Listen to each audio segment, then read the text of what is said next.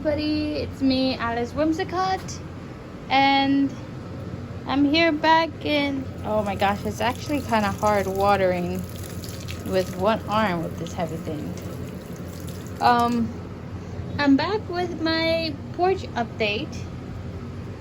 My flowers are starting to wilt more and more. You can see that they're starting to get kind of yellow. The season for these is starting to go.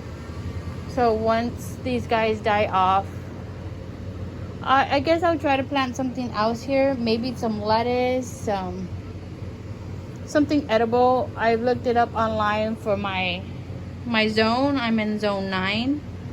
So I could probably grow some edible crops here in this long one. Nothing that's root based, which is why I'm thinking of lettuce or spinach. Nothing too big, because it's just a small little thing. So I can't do like cauliflower. I can't do broccoli or anything like that, because they're just, I feel like they'd be too big.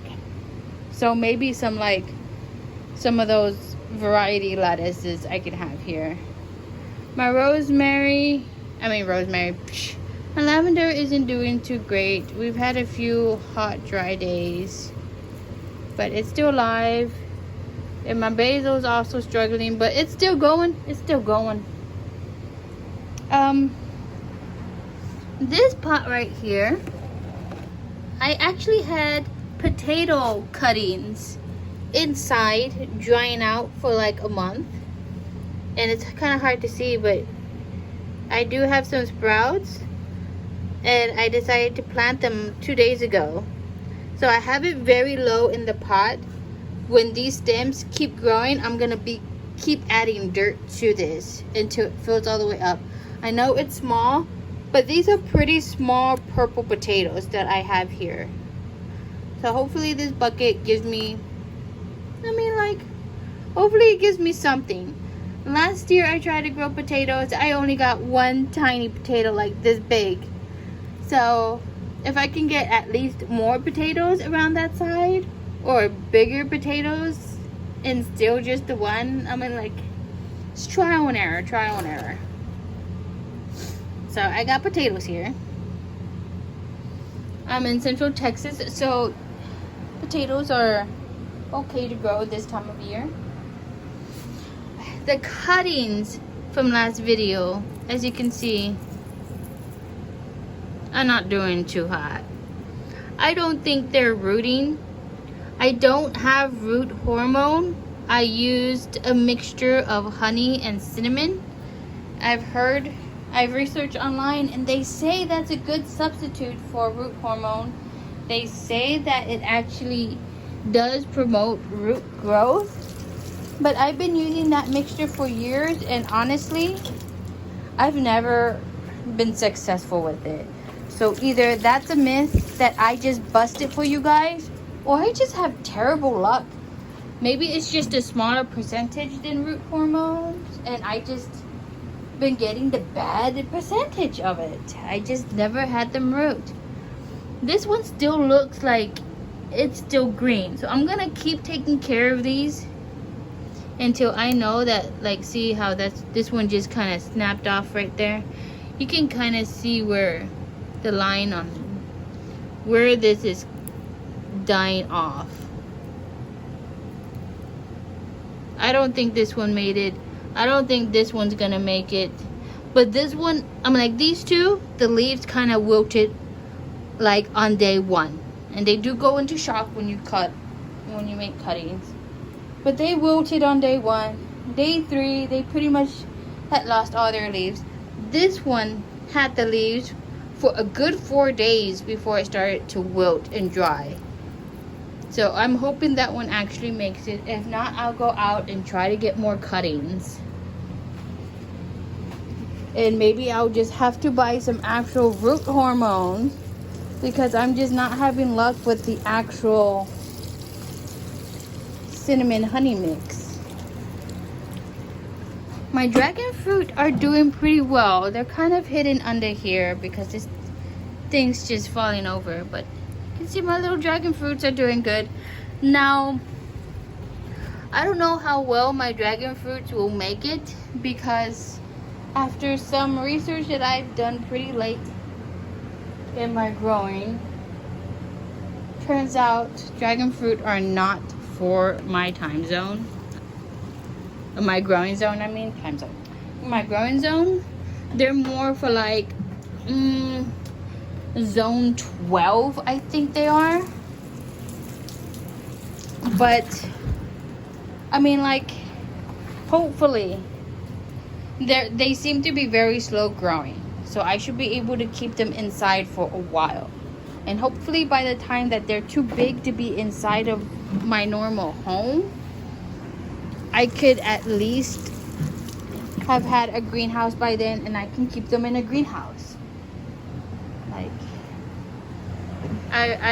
the research I've done, they're actually pretty good to grow inside if you have a big enough greenhouse. They are fine growing in pots.